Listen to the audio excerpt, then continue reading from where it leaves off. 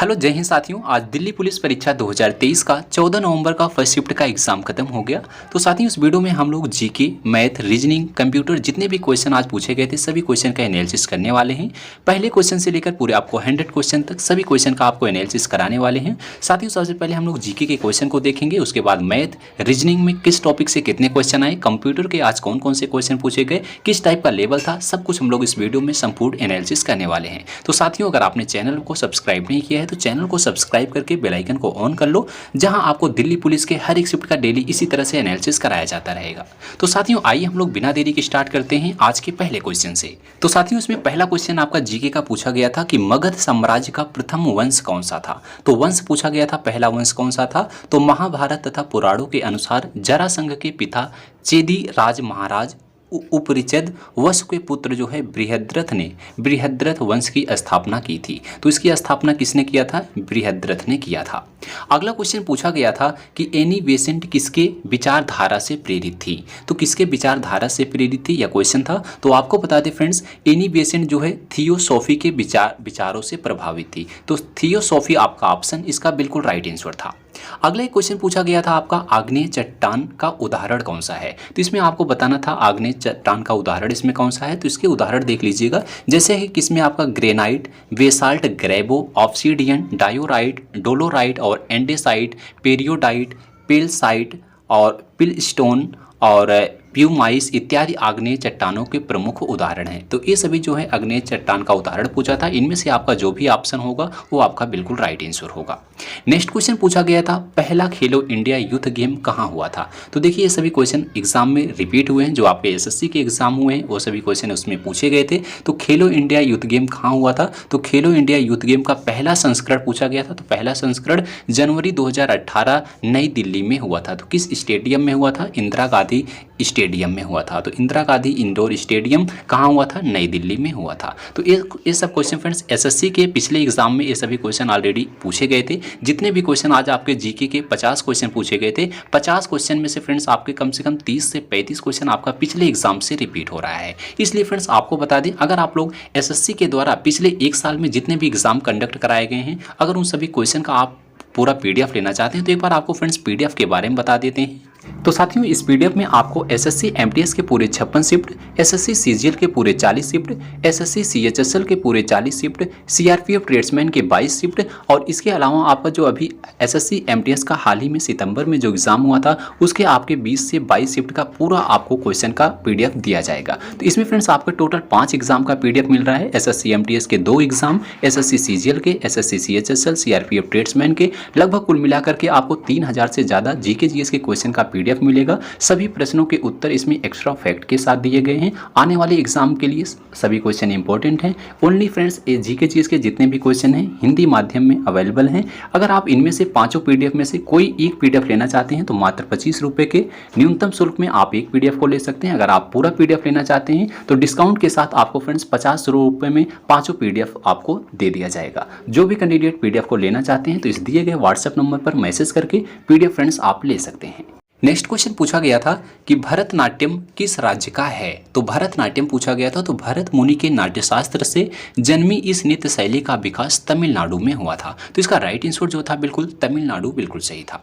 अगला क्वेश्चन था सिद्धि धमाल नृत्य किस राज्य से संबंधित है। तो देखिए फ्रेंड्स सिद्धि धमाल नृत्य पूछा गया था। तो यह जो है गुजरात का है। तो गुजरात वाला ऑप्शन आपका बिल्कुल सही था। गुजरात का सिद्धि धमाल नृत्य न सिर्फ हिंदुस्तान बल्कि दुनिया भर के लाखों कला प्रेमियों के दिलों पर राज करता है। तो यानी इसका राइट आंसर जो था वो आपका गुजरात स्टेट बिल्कुल सही था।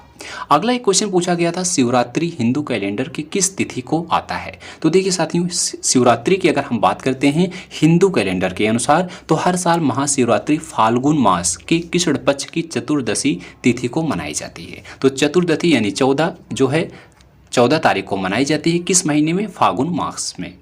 अगला क्वेश्चन पूछा गया था अल्लाह रखा कुवैसी जो है किस वाद्य यंत्र से संबंधित हैं। ये सभी क्वेश्चन बार बार एग्जाम में आते हैं। तो याद रखना उस्ताद अल्लाह रखा कुवैसी जो है फ्रेंड्स ये जो है भारतीय तबला वादक हैं। तो तबला इसका राइट आंसर था, तबला वाद्य यंत्र से संबंधित है। अगला क्वेश्चन पूछा गया था नागरिक उपाधि किस अनुच्छेद में है। तो नागरिकों की उपाधि जो है फ्रेंड्स किस अनुच्छेद में है, तो अनुच्छेद 18 में है। अनुच्छेद 18 उपाधियों को समाप्त करता है और राज्य को या फिर जो है नागरिक या विदेशी किसी को भी सैन्य या शैक्षणिक विशिष्टता को छोड़कर कोई भी उपाधि प्रदान करने से रोकता है। तो किस अनुच्छेद में है, अनुच्छेद 18 इसका राइट आंसर था। नेक्स्ट क्वेश्चन था कि उत्तर प्रदेश की निर्वाह फसल कौन सी है।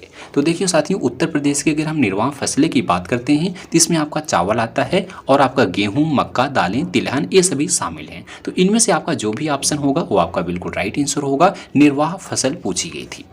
अगला क्वेश्चन एक आया था आपका प्लेइंग टू विन पुस्तक के लेखक कौन है। तो प्लेइंग टू विन की अगर हम पुस्तक के लेखक की बात करते हैं साइना नेहवाल हैं। Saina Nehwal playing to win पुस्तक की लेखिका हैं। तो इसका राइट आंसर साइना नेहवाल बिल्कुल सही था। एक क्वेश्चन आपका पूछा गया था अनंत आर कृष्णन किस नेता से संबंधित है। तो इसका आंसर क्लियर नहीं हो पाया था। अगर आप लोगों को इसका आंसर पता है या फिर इसका राइट आंसर क्या क्वेश्चन पूछा गया था, अगर पता है तो आप लोग कमेंट बॉक्स में जरूर मेंशन कीजिएगा। नेक्स्ट क्वेश्चन साथियों पूछा गया था कि 86वां संविधान संशोधन किससे संबंधित है।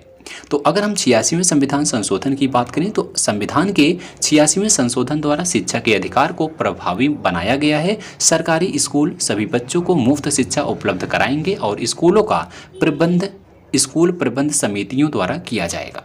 तो इसका जो है किससे संबंधित है, तो ये था फ्रेंड्स की 25 साल से कम आयु के वर्ग के बच्चों को जो है निःशुल्क शिक्षा प्रदान करना इसका जो है उद्देश्य था।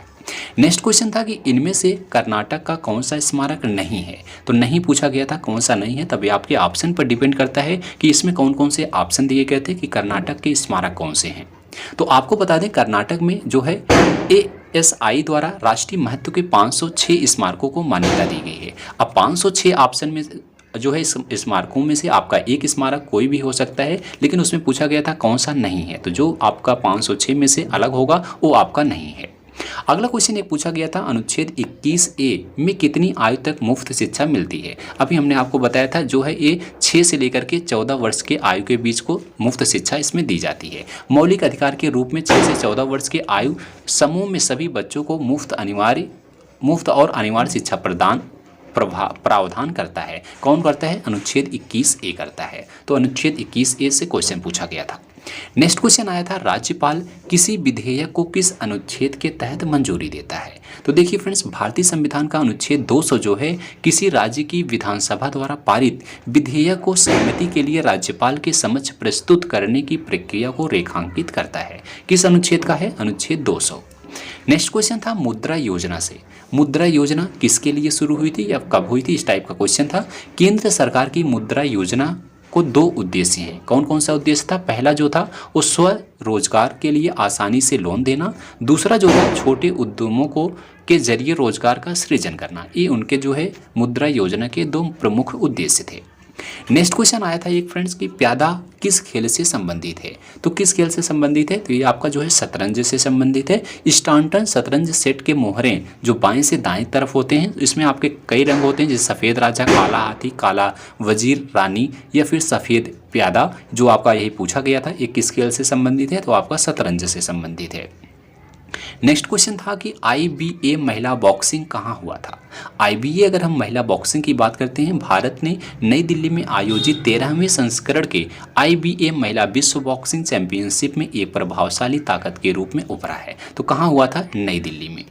नेक्स्ट क्वेश्चन आया था कि वैदिक काल में यज्ञ कौन करता था। तो वैदिक काल में यज्ञ पूछा गया था किसके द्वारा कराया जाता था। तो वैदिक काल में ब्राह्मण, क्षत्रिय, वैश्य के लिए प्रतिदिन अग्निहोत्र अनिवार्य था। उनको स्वयं ही यज्ञ करना होता था। तो उसमें जो है ब्राह्मण, क्षत्रिय, वैश्य जो है स्वयं यज्ञ करते थे। नेक्स्ट क्वेश्चन आपका जनगणना से पूछा गया। 2011 जनगणना के अनुसार सर्वाधिक साक्षर राज्य कौन सा है। तो आप सबको पता होगा भारतीय जनगणना 2011 के अनुसार रिपोर्ट के अनुसार केरल की साक्षरता दर जो है सबसे अधिक है 94%। केरल की कुल साक्षरता दर सबसे अधिक है। सबसे कम पूछा जाए तो बिहार है, तो सबसे ज़्यादा पूछा गया था केरल, इसकी जो है राइट आंसर था। नेक्स्ट क्वेश्चन था एलिस वार्डरलैंड पुस्तक के लेखक कौन है। तो देखिए 2 पुस्तक के क्वेश्चन आए थे।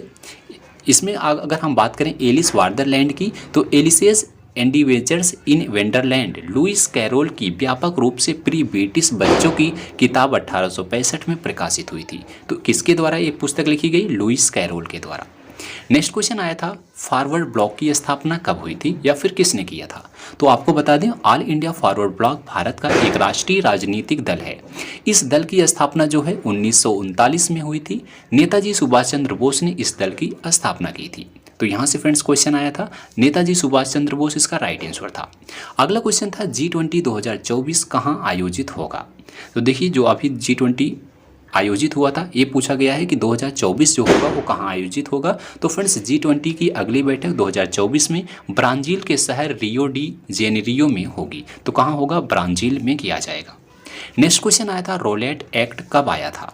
रोलेट एक्ट की अगर हम बात करें तो रोलेट एक्ट यानी काला अधिनियम 21 मार्च 1919 को दिल्ली में इंपीरियल लेजिस्लेटिव काउंसिल द्वारा पारित किया गया था। तो कब आया था, 1919 में आया था। अगला क्वेश्चन आया था कि रिहला किस भाषा में लिखा गया है। तो रिहला जो पुस्तक है फ्रेंड्स किस भाषा में लिखी गई है। आपको बता दें इब्न बतूता द्वारा अरबी भाषा में लिखा गया यात्रा वृतांत यानी रिहला में 14वीं शताब्दी में भारतीय उपमहाद्वीप के सामाजिक और सांस्कृतिक जीवन के विषय में बहुत ही प्रचुर और रोचक जानकारी दी गई है। तो किसके द्वारा लिखा गया है, इब्न बतूता द्वारा। किस भाषा में लिखा गया है, अरबी भाषा में लिखा गया है। अगला क्वेश्चन था 1991 आर्थिक नीति किसके समय अपनाई गई थी। तो देखिए 1991 की आर्थिक नीति की बात करें तो नई आर्थिक नीति 1991 को आर्थिक संकट के जवाब में नरसिम्हा राव के प्रशासन द्वारा लागू किया गया था। किसके द्वारा, नरसिम्हा राव, इसका राइट आंसर था। नेक्स्ट क्वेश्चन था टोक्यो ओलंपिक में भारत के लिए पहला मेडल कब आया था। तो भारत के वेटलिफ्टर मीराबाई चानू ने टोक्यो 2020 ओलंपिक में महिलाओं के 49 किलोग्राम में रजत पदक के साथ भारत का पहला खिताब जीता था। तो भारत का पहला मेडल किसने जीता था, मीराबाई चानू ने। कब जीता था, 2020 में। अगला क्वेश्चन आया था कि इनमें से कौन सा उत्तर प्रदेश का त्यौहार है। तो देखिए साथियों अब ये आपके ऑप्शन पर डिपेंड करता है कौन कौन से ऑप्शन दिए गए थे। आपको बता दें उत्तर प्रदेश के त्यौहार कौन कौन से होते हैं प्रमुख रूप से, जैसे आपका रक्षाबंधन है, बैसाखी पूर्णिमा, दशहरा, कृष्ण जन्माष्टमी, रामनवमी, गणेश चतुर्थी, दीपावली, शिवरात्रि, होली, ईद, सब ए बारात, नव वर्ष दिवस, क्रिसमस, बुद्ध पूर्णिमा, गुरु नानक जयंती आदि जो हैं उत्तर प्रदेश के महत्वपूर्ण त्यौहार हैं। इनमें से आपका जो भी आपके ऑप्शन में दिया गया होगा वो आपका उत्तर प्रदेश का त्यौहार होगा। अगला क्वेश्चन आपका आया था बहमनी साम्राज्य की स्थापना के समय दिल्ली का सुल्तान कौन था। तो देखिए दिल्ली के सुल्तान की बात करें बहमनी साम्राज्य की स्थापना के समय, तो बहमनी सल्तनत 1347 से 1518 तक इसका शासनकाल था। दक्कन का एक इस्लामी राज्य था। इसकी स्थापना 3 अगस्त 1347 को एक तुर्क अफगान सूबेदार अलाउद्दीन बहमन शाह ने किया था। तो इसकी स्थापना के समय जो है सुल्तान कौन था, जो है अलाउद्दीन बहमन शाह था। नेक्स्ट क्वेश्चन आपका पंचवर्षीय योजना से आया। पहली पंचवर्षीय योजना किस देश में हुई थी। तो देखिए पहली बार पंचवर्षीय योजना की बात करें तो पंचवर्षीय योजनाएं केंद्रीकृत और एकीकृत राष्ट्रीय आर्थिक कार्यक्रम हैं। जोसेफ स्टालिन ने 1928 में सोवियत संघ में पहली पंचवर्षीय योजना को लागू किया था। कहाँ किया था, सोवियत संघ में। तो सोवियत संघ इसका राइट आंसर था। नेक्स्ट क्वेश्चन पूछा गया था 42वां संविधान संशोधन कब हुआ था। तो देखिए स्वर्ण सिंह समिति की सिफारिश पर वर्ष 1976 में 42वें संविधान संशोधन द्वारा मौलिक कर्तव्यों को संविधान में शामिल किया गया था। तो कब किया गया था, 1976 में। किसके सिफारिश पर, स्वर्ण सिंह समिति की सिफारिश पर।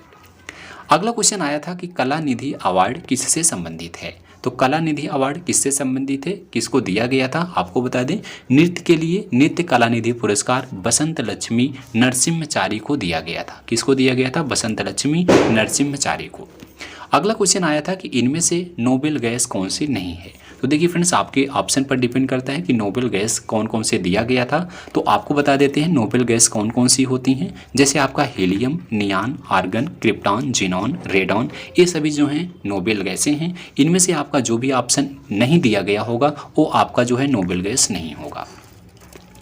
अगला क्वेश्चन और लास्ट क्वेश्चन देखेंगे साथियों कि टैगोर जी ने नाइट उपाधि क्यों वापस की थी। ये क्वेश्चन आया था। तो आप सबको बता दें उन्होंने यह उपाधि विश्व के सबसे बड़े नरसंहारों में से एक जलियांवाला बाग हत्याकांड जो 1919 में हुआ था की घोर निंदा करते हुए वापस लौटाई थी। तो उसकी जो घोर निंदा हुई थी इसलिए उन्होंने अपनी जो है नाइट उपाधि को वापस किया था। तो साथियों ये सभी क्वेश्चन जो है आज जीके के फर्स्ट शिफ्ट में पूछे गए थे। जो क्वेश्चन हमें प्राप्त हुए हमने आपको सभी क्वेश्चन को बताने का प्रयास किया।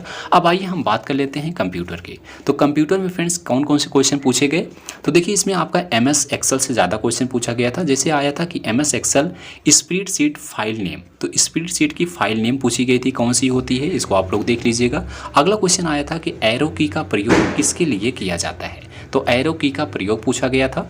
अगला क्वेश्चन आया था कि सभी रो और कॉलम, जो रो और कॉलम होते हैं उसको सेलेक्ट करने के लिए किसका प्रयोग किया जाता है, इस टाइप का क्वेश्चन आया था। अगला क्वेश्चन आया था बोल्ड, इटैलिक और MS वर्ड अंडरलाइन किस ऑप्शन में है, तो ये सभी जो हैं किसके अंतर्गत आते हैं, ये क्वेश्चन आया था। अगला क्वेश्चन आया था कि ईमेल में कितने फाइल अटैच कर सकते हैं, ये क्वेश्चन आपका पूछा गया। अगला क्वेश्चन था कि हेडर और फुटर किस ऑप्शन में आते हैं। नेक्स्ट क्वेश्चन आया था कि एक दिन में कितनी ईमेल कर सकते हैं, तो ये सभी क्वेश्चन आपके जो है आज साथियों कंप्यूटर से पूछे गए। इंटरनेट प्रोटोकॉल से भी क्वेश्चन आया था, इसको आप लोग देख लीजिएगा। अगर हम इसके बाद बात करें मैथ सब्जेक्ट की, तो मैथ सब्जेक्ट में बिल्कुल इजी क्वेश्चन पूछे गए थे आपका। जैसे प्रॉफिट एंड लॉस से क्वेश्चन आया था 2-3 क्वेश्चन, LCM HCF से एक क्वेश्चन आया, SI CI से 2 क्वेश्चन आए थे, टाइम एंड वर्क से एक क्वेश्चन आया था, टाइम एंड डिस्टेंस से एक क्वेश्चन, टाइम एंड स्पीड से भी एक क्वेश्चन आया था। उसके बाद आपका एवरेज से क्वेश्चन पूछा गया, उसके बाद आपका रेशियो से क्वेश्चन पूछा गया, 3D से क्वेश्चन पूछे गए, परसेंटेज से क्वेश्चन पूछे गए। तो बिल्कुल इस टॉपिक को आप लोग तैयार कर लीजिएगा, इसी टॉपिक से क्वेश्चन पूछे जा रहे हैं। उसके बाद रीजनिंग की बात करें तो रीजनिंग में आपका कंप्लीट फिगर से, यानी फ्रेंड्स आप लोग नॉन वर्बल रीजनिंग से ज़्यादा क्वेश्चन बन रहे हैं, उसको आप लोग देख लीजिएगा। जैसे आपका पेपर कटिंग एंड फोल्डिंग से क्वेश्चन आ रहा है, काउंटिंग फिगर से क्वेश्चन पूछा गया, एम्बेडेड फिगर से आया, फिगर एनालिसिस के क्वेश्चन पूछे गए। उसके बाद वर्बल रीजनिंग की बात करें तो कोडिंग डिकोडिंग से क्वेश्चन आया, डाइस से एक क्वेश्चन आया, आपका कथन निष्कर्ष से 1-2 क्वेश्चन पूछे गए, नंबर सिस्टम से क्वेश्चन आया, मिसिंग नंबर से क्वेश्चन पूछा गया था। तो रीजनिंग के इन सब टॉपिक को तैयार कर लीजिएगा। मैथ के जितने भी टॉपिक बताएं उस पर आप लोग प्रैक्टिस कीजिएगा। बाकी जीके और कंप्यूटर के जो क्वेश्चन पूछे जा रहे हैं सभी क्वेश्चन को आपको डेली एनालिसिस इसी तरीके से कराया जाता रहेगा। तो साथियों वीडियो अगर आपको पसंद आई हो तो एक बार वीडियो को लाइक करना, दोस्तों में शेयर करना, और इसी तरह से दिल्ली पुलिस के हर एक शिफ्ट का डेली एनालिसिस करने के लिए चैनल को अभी सब्सक्राइब कीजिएगा। मिलते हैं अगली वीडियो में, तब तक के लिए जय हिंद जय भारत।